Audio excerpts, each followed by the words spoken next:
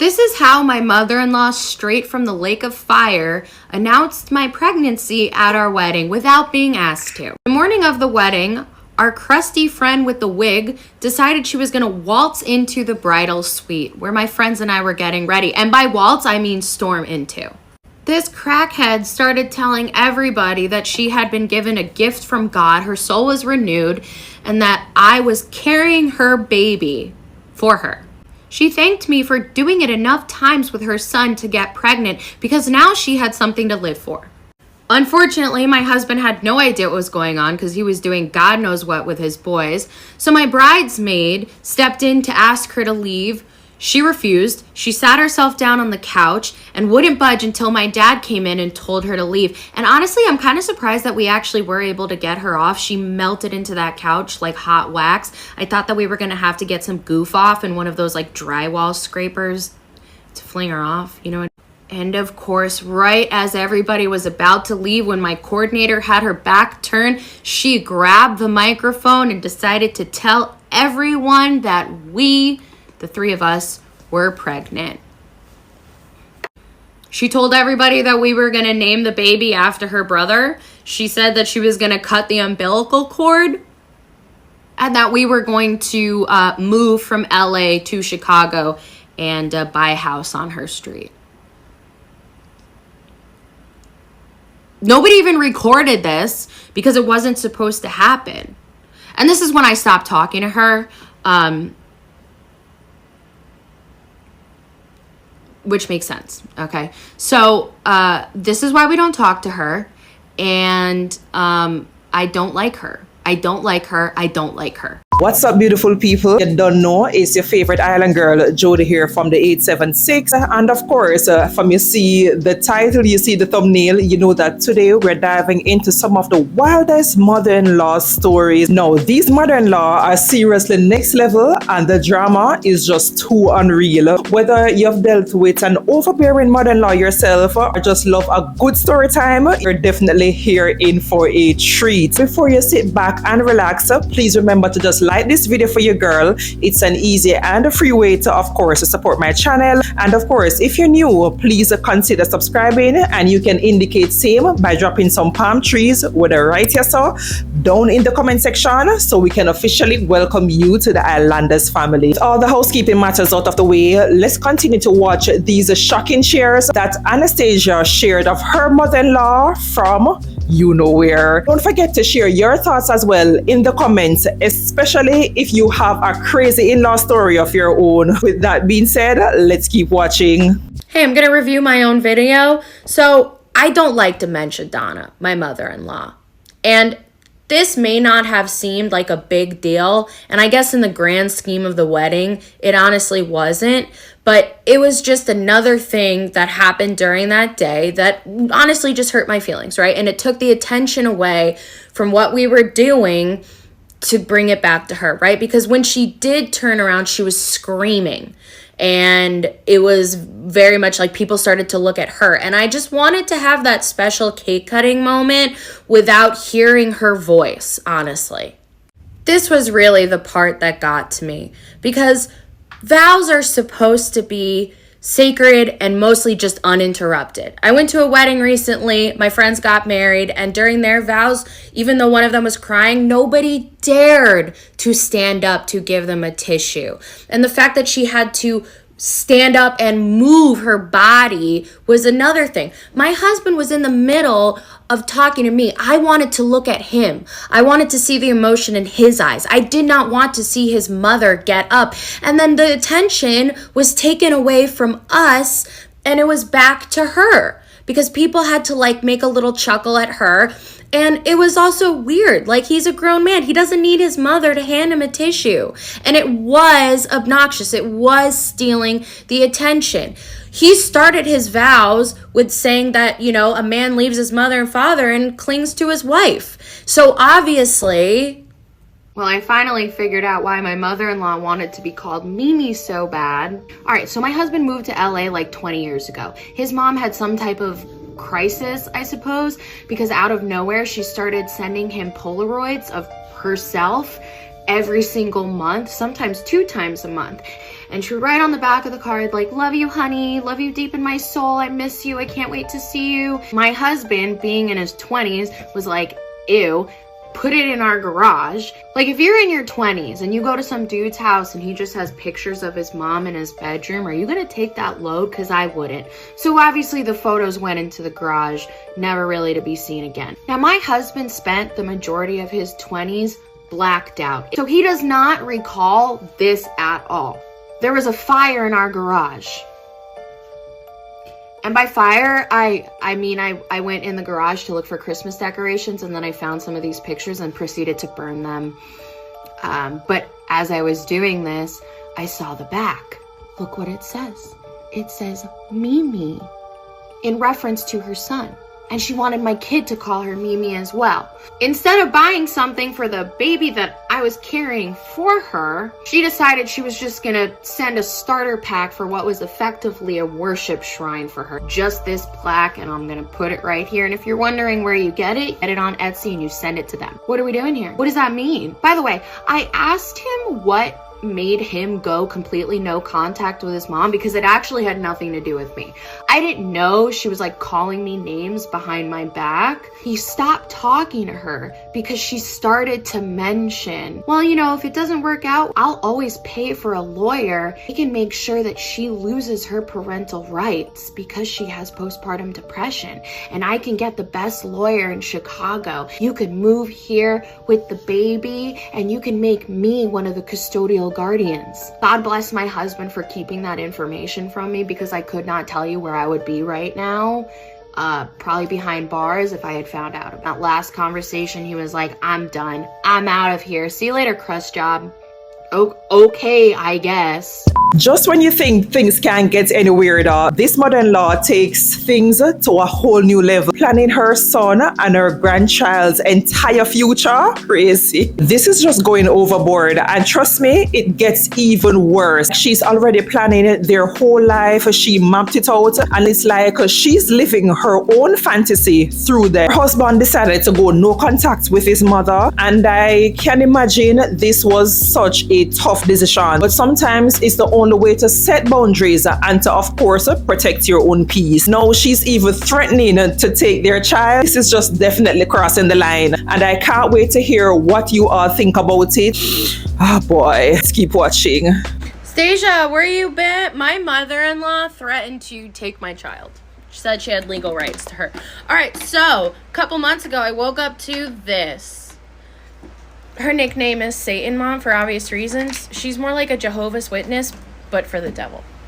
We don't talk to her. My husband decided he didn't want to talk to her, and I didn't even have to tell him to do it. Probably would have, but anyways. So I kind of lost it, I'm going to be honest. Whatever, you can read that yourself. But basically the gist of it was just that, like, how dare you say something that egregious about me 4 days after I gave birth when, you know, I basically broke my tailbone, and baby and I had a ton of complications. She said I was like mentally incapable, so on and so forth. Just typical, like, oh, the attention isn't on me right now. I'm going to make my son try and get into a fight with his wife while they're trying to enjoy their 4-day-old.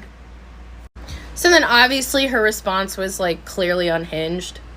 You can read that too, but the gist of it is basically just like, you're mentally ill, and I'm not.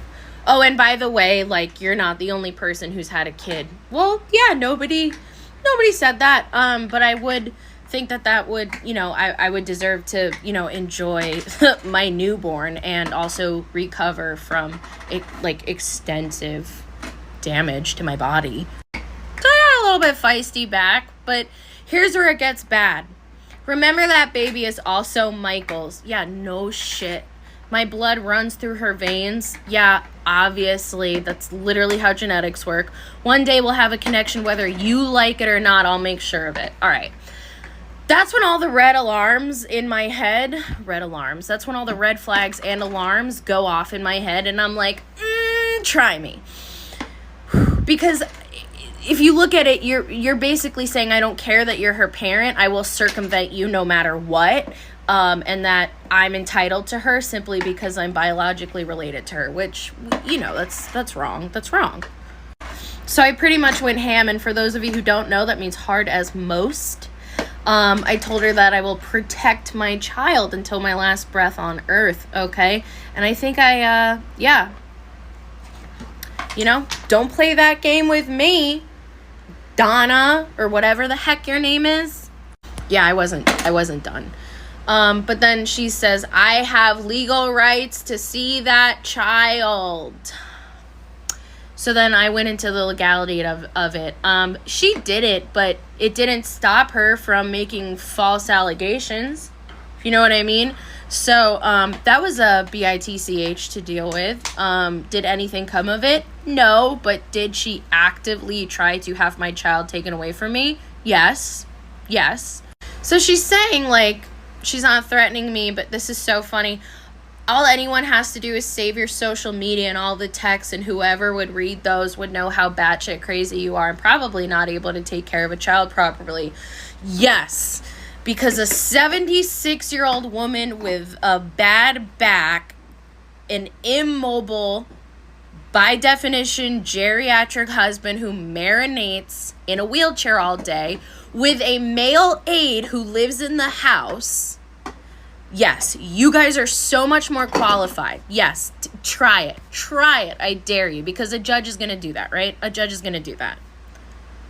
I'm not threatening you. I'm just telling you facts. Well, you did threaten me, because look what you did right after. You and your father don't scare me. Oh, I said, like, my dad and I will bury you in court, because we will. And we did. Like, that was really not smart of her to try my dad. Like, I may be a piece of work, but, like, I would not bother my dad. This is the last person I would bother. And then, oh, by the way, Michael's gonna leave. Good. I mean, if he left over something like this, like, you made him choose between his family or you out of jealousy and pure hatred for no reason, like, okay, then yeah. He deserves, if that's who he is as a man, then, like, by all means, like, take him. Like, you did a great job raising a man who's willing to leave his family. He didn't because he was a big portion of his life. He lived with his dad, and his dad was a great guy, a fantastic human being, a wonderful, wonderful father. Oh, that's right. Yeah, he divorced her. Right. Can't imagine why. So yeah, that's where we're at. That's what's going on. Thanks for being here. Here's a few reasons why my husband doesn't speak to his mom anymore. I think a lot of people know that she interrupted our first dance and our vows and all that, but I haven't really talked that much about how she literally would tell my husband to go hook up with me. Yeah. Before he was smart enough to completely oust her from our life, Crush Job was on the phone with him, and he was having a bad day. I guess I was doing something. So she couldn't make him feel better about his day, so what does she say to him? Go have blank with your fiance. It'll make you feel better. Ma'am, I was telling my mom about this, and my mom literally straight up said that was abusive. When I was breastfeeding, she saw me on FaceTime, and the first words out of her mouth were, "My, Anastasia, your breasts are so large." And then started comparing them to hers, which are humongous, and I'm not a fan. I just don't understand what possesses a 75-year-old woman to say to her son, go hook up with your fiance. I can't make you feel better in this situation, but because she's an object and that's all I see her as, that must be all you see her as too, so why don't you go use that object and you'll feel better? What do you guys think? I would love to know. So you mean to tell me that it's a 75-year-old woman that's causing all this drama? Unbelievable. If you're interested to see more videos from this creator, her details is of course linked in the description box, so you can go ahead and check her out. We will continue to share more stories from other creators, including this next one, and we'll just call it Turako. Let's watch. Tell me your in-laws don't like you without telling me your in-laws don't like you. I'll go first. My mother-in-law, who is the queen of an African country, told me I had the conversational instincts of a Turco. At first I thought, oh, great, my first compliment. And then I looked it up. Turco, a noisy species noted from their piercing calls from which their names are derived. Turco. Emotional incest. Let's talk about it. Your mother-in-law is not supposed to treat you like you're the side chick that's trying to take her man away. Or the mother of any partner, really. These are the moms that didn't get emotional fulfillment from their husbands, so then they put all of that on their sons. Once that son is grown, mother-in-law, partner's mother has a really hard time letting go. Sound familiar? Then you're engaging in this tug of war over your dude with his mom. It's gross. My mother-in-law told our friend that she hopes we miscarry if we are able to successfully conceive a child. We had a trip planned to spend Mother's Day with her in Rapid City, South Dakota, but my dad passed away a few months before that trip. And when he passed away, something in my soul really changed. And I was out on a morning walk with my husband, and it just kind of came to my realization that I did not want to go on this trip with him and his mom. And that really took Mike by surprise, because he and I pretty much always are together on trips. And I knew that was going to be something that was probably going to be hard for him to understand on why I wouldn't want to go on a vacation with him. So I was at the time getting counseling for my dad's passing and was able to process my emotions and feelings of why I just couldn't share a same space with someone who was so toxic and hateful towards me after losing my last parent. It was at this point, when both my parents had passed and I had no living grandparents, that I realized I didn't want to be around figures in my life that were supposed to be like parents in one way or another, who really truly just choose to not see anything positive about myself. Mike was really okay in the end going to South Dakota with his mom and her boyfriend without me. I didn't have FOMO, which is fear of missing out. I wanted them to enjoy their time, and I was back home taking care of the homestead and enjoying my time, not being around someone who just really truly hates me.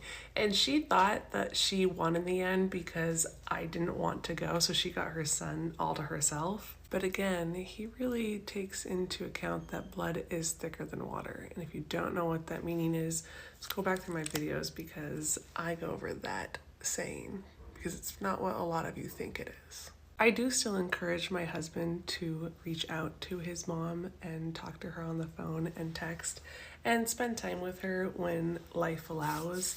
And because I don't have FOMO, I'm not worried about being a part of the conversation or being around her ever. My mother-in-law hopes that my husband and I are unable to conceive, and I made a vital mistake in 2010 when I paid for her round-trip plane tickets from Wisconsin out to Washington State for 2 whole weeks. I'm not going to get into why I thought it was a good idea to fly her out for 2 whole weeks in this video. I am going to begin to talk about how this 2 weeks turned into an absolute disaster that resulted in months of problems that she caused. I didn't really know who my mother-in-law was at this point, and I wanted to do something good for her where she could come out and spend 2 weeks with her grandkids and her son and just really enjoy her time.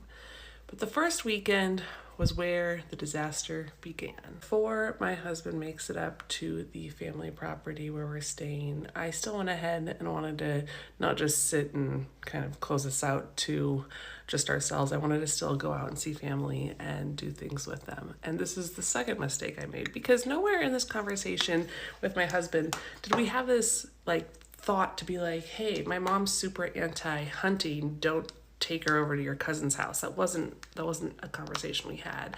So it's fall, it's hunting season. We head on over to my cousin's house because that's where all my cousins, uncles, my dad, my brother, my siblings are. It's hunting season, and they're doing what men and women who hunt do normally at the end of the evenings in the hunting season after a few tags have been filled.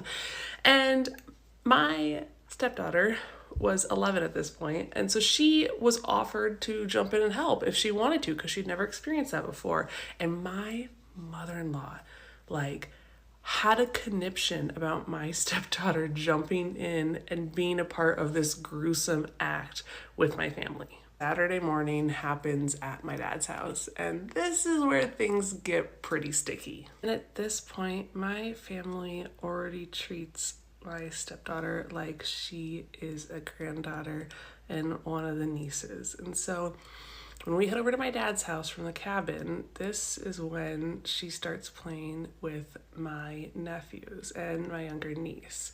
And I grew up in a 3-story house, and you just run around and you have fun and you're wild and you're loud and you play. And this was not acceptable to my mother-in-law. And I had already quietly confided in my dad some of the struggles that were starting to unfold with my mother-in-law at this point. So he was kind of aware of the situation that was going on with her.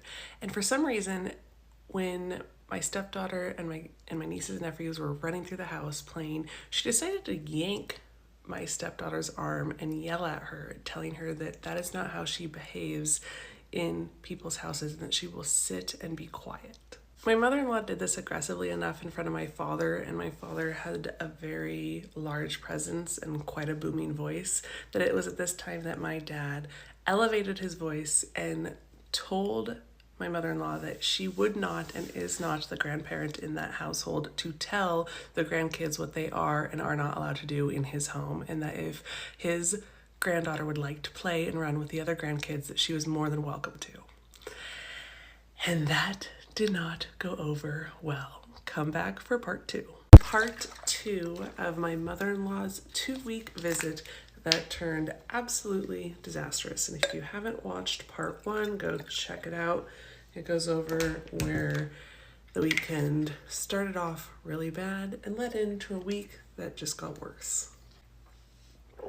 Hanging out with my family did not go as planned by any means. So we were all kind of excited to get back home and just hang out with my mother-in-law, stepkids, and future husband. For a little bit of context, my mother-in-law raised my husband as a single mom on welfare, and even though my husband's dad at that point worked on the West Coast for companies like Boeing and such, he didn't send more than $100 a month to support my husband when he was a child. I only bring this up for this part of the story because my mother-in-law really isn't a homemaker in that sense. She was working 2-3 jobs just to make ends meet and support her and my husband in that part of their life. So I had noticed that she was trying to deep clean our house, which our house didn't need to be deep cleaned. And I just mentioned to her in passing that it would be really great if she just wanted to hang out and spend time with the grandkids and with my husband, because for whatever reason she also picked the time to start deep cleaning when the kids would come home from school. And I just was like, I don't want you to feel like you need to be cleaning the house at all. I really, really want you to just spend time. Don't worry about cooking food, don't worry about cleaning, don't worry about, having to do anything other than just spend quality time with your son and grandkids. I'm guessing I probably could have said it better, because when I came home from work, I had my stepdaughter meet me by running out off the front porch and jumping literally into my arms, bawling her eyes out, telling me that her Grammy and dad were in a screaming match with each other. My husband and I have two very different styles of arguing and fighting, and his comes really from his mom, and it was became very apparent to me where that came from on this evening. When I was headed to go inside to see like what the heck was going on, because at this point my stepson had also come outside and was like, "Inside's a war zone," and my husband and mother-in-law were actually already making their way out because my husband was trying to get away from his mom at this point. And I just remember so distinctly that he was walking down the steps out to his shop to just get away from it all. And I just watched this whole loaf of bread go flying through the air towards him because my mother-in-law threw it at him. It was at this point that my mother-in-law didn't feel safe or comfortable spending time with us because obviously my husband was just so upset and angry at her, and I was just so controlling. And it was at this point my mother-in-law moved out and moved in to one of the apartments that my husband's great aunt had at the ranch that my husband worked at. And you have to remember, this is a multi-million-dollar facility. But my husband's great aunt on my father's side, whom he worked for, and my husband's mother did not and don't really get along. But they became friends with a common enemy, me. Come back for part 3. No, not the slice of bread flying. Sometimes you really have to take bad things make joke. Clearly, flying out to her mother-in-law was a huge mistake. Not only is she clashing with her daughter-in-law, but she's even arguing with her own son. She's bringing so much drama to the point where she eventually leaves to stay at another relative's property. Honestly, at this point for me, I think the best thing was for her to just book the next flight home. Because it's one thing to have disagreements, but then to create so much tension that you have to move out. I'm anxious to hear what she got up to after she moved to the family ranch. Before we continue with this video, just a gentle reminder to just like this video for me if you haven't already done so. Now let's continue with all this mess because child. Part 3 of my mother-in-law's 2-week visit that turned into an absolute disaster continued. If you haven't watched part 1 and 2, you can find them on my page, and they are titled Mother-in-law's 2-week visit. At this point, my mother-in-law had been visiting for well over a week and was now staying at one of the guest apartments at my husband's great aunt's multi-million-dollar facility. He was also the maintenance manager of this multi-million-dollar facility, and this is how he and I met. Is actually I was also working here previously. Mike's great aunt on his dad's side, who again is a multi-millionaire, and his mom never really got along unless they had a common enemy, and I happened to be that common enemy. So as you can imagine, when she moved out of our house and into one of the guest apartments and started having dinner and lunch and spending some time with Mike's great aunt, stories started developing about me. Sidebar: peppermint oil got onto my makeup sponge in the bag, and it's making my foundation a little spicy. People with money tend to use that money as a way to control you, and that was something that my husband's great aunt liked to do with my husband because he was her employee and family member. So they invited my husband up to have lunch with the great aunt and his mom, and as you can imagine, he knew that he was walking in to a lion's den. And the part that always kind of makes me chuckle when Mike reminisces about this lunch is how Mike's mom's face was when his great aunt started to light into him and calling him all these names and saying how he was a user and how he was ungrateful. And mind you, my husband had been fired and rehired before by his great aunt. She liked to jerk him around this way as showing that she had control over his life, because at this point part of his salary was that he was provided housing. So this wasn't necessarily uncommon for my husband to know that he had to walk around on eggshells with his great aunt, but the fact that his mom jumped in and tried to manipulate the scenario with me and turn it into a major argument and fight really set my husband off, because he knew And we know what his great aunt is like and can be like. Remember, if you go listen to the podcast, I talked about what it was like when I interviewed with his great aunt and uncle and how I kind of knew at that point that shit could get batshit crazy. I didn't see her the remainder of this trip at this point, and my husband was fired and rehired on that same day because his aunt, again, liked to do stuff like that. So my husband, at this point my boyfriend, handled this with his mom in such a classic way because she's lived in the house he owns back in Wisconsin for a very long time. So come back for the final part, number 4, on how my husband handled his mom crossing over a major line with both his great aunt and his employer at the time. My mother-in-law does not want my husband and I to successfully conceive and have her a grandbaby. And we are wrapping up the 4-part series about how I made the vital mistake of flying her to Washington State from Wisconsin for 2 whole weeks. And you can go back and watch the 3 previous videos that I made on how it just went from bad to worse to disastrous. She went home to Wisconsin after causing a major fight with my husband and his employer, who at the time was his great aunt.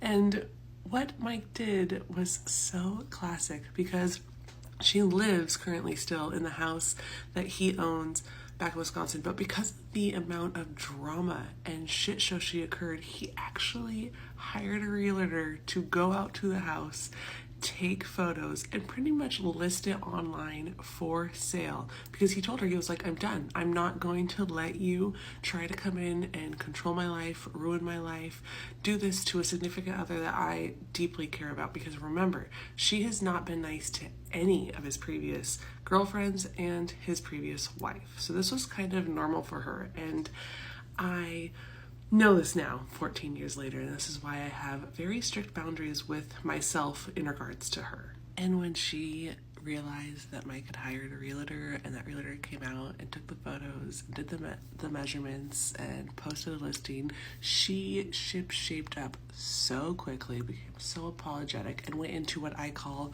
her fake phony mode. Didn't last very long. She still lives in the house that he owns, but we have better boundaries with her. And I learned my lesson that really, guests are like fish. You can't have them in your home for more than 3 days. We'll come back around and tell a story of why I wanted to have her out for 2 whole weeks, because there is a reason to my madness and why I thought it'd be really good for her to come out for 2 whole weeks.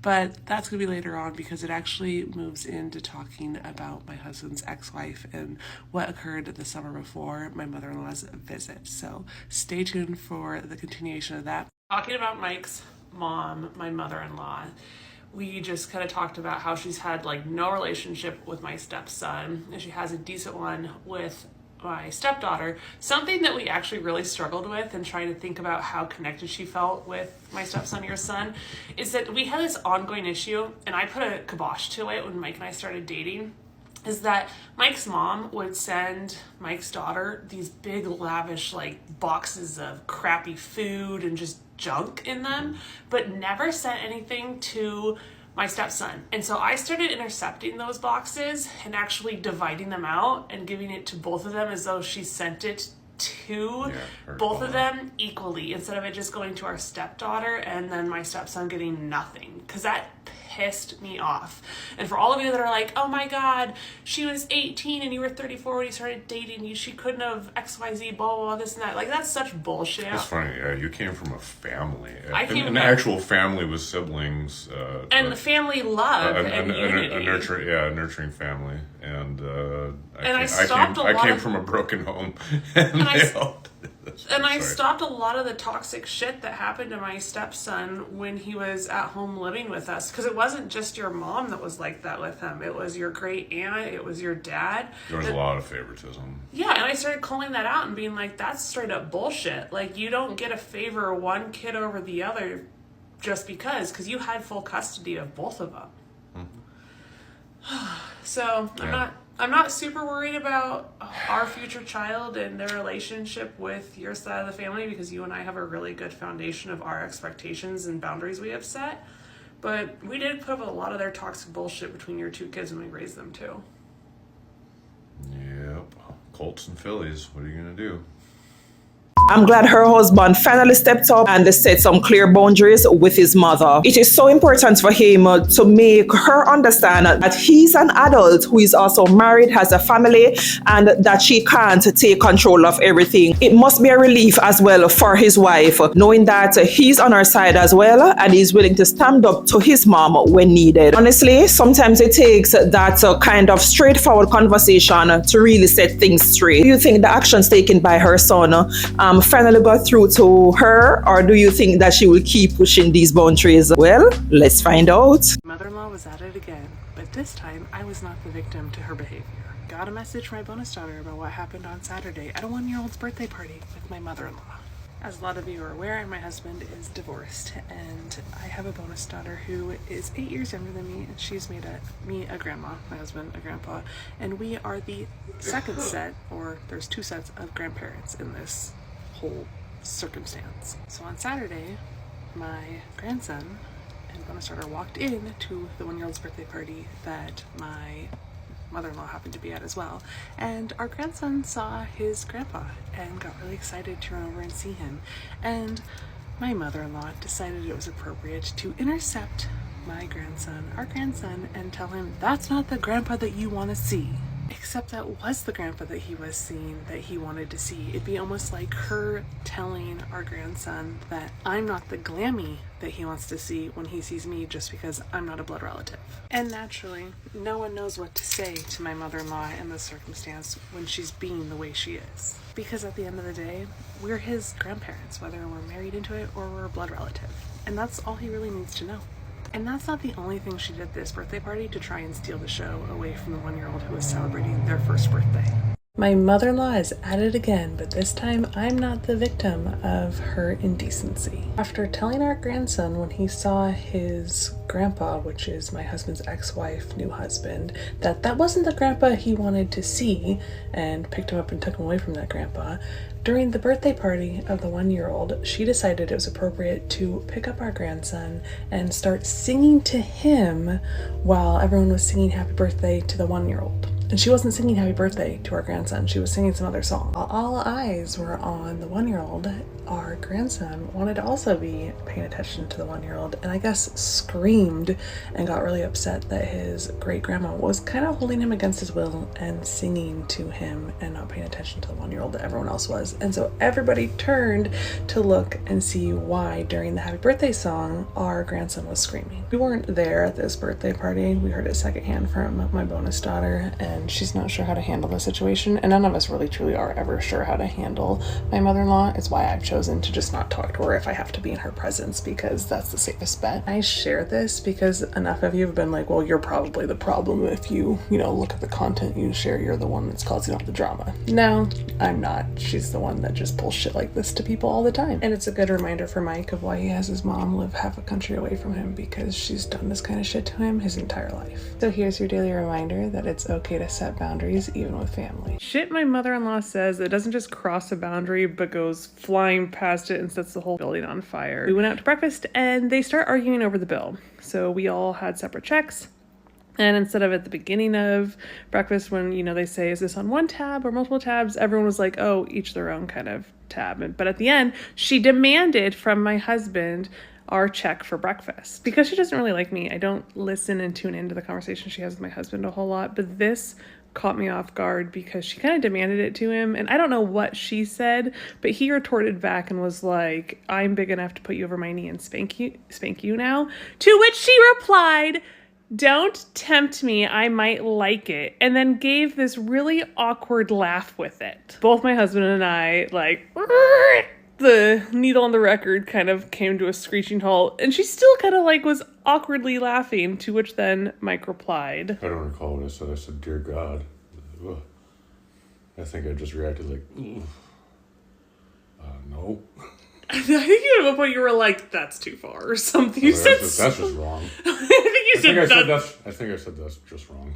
It's Unhinged mother-in-law time. These ladies just could not help themselves, so they had to wear white to the wedding that was not theirs. We'll start off with something a little bit tame. This lady just clearly wants to be the center of attention. She's got, you know, that V-neck dress. I mean, it's okay. You know what? I bet she was also pretty pissed that she couldn't have a bouquet herself, and she just had to have that little corsage. I know my mother-in-law was. Listen, the caption says it all. This is somebody, and by somebody I mean a groom's mother wearing a full-blown dress, a wedding dress, right? So you're gonna add insult to injury. Not only is it white, I mean, she definitely went to David's Bridal and picked that thing up, had it sized, tailored, and now she's wearing it. There's a time and a place, ma'am, and that is not the time and the place. This is definitely one of the weirder ones. Yes, she's wearing gray. Okay, that's the only redeeming part of this entire thing. Look at how she's got her body draped around her son. She's got the hand over, but more importantly, she's wrapping her leg around him. She's sitting there like, yes, I'm just gonna put my crotch right around your butt so you can feel me and not your wife. Because I want to marry you because my husband doesn't take care of me. If my mother-in-law touched my husband like this in front of me, there would be no mother-in-law anymore. This one is like, I can't really tell. It's kind of, I just don't like how she's holding on to her son. Like, why? He's not your date. Maybe you have a man's in there somewhere. You gotta do this at your son's wedding. I saw this one in an article. Apparently they were having their first look, which is, you know, bride and groom. But then mommy in the lace dress had to come up and then hug him from behind. And obviously, bride doesn't look too happy at all for a very obvious reason. I would not be either. I think she's got a husband problem though, because he's like forehead to forehead with his mommy while his bride is just sitting there like,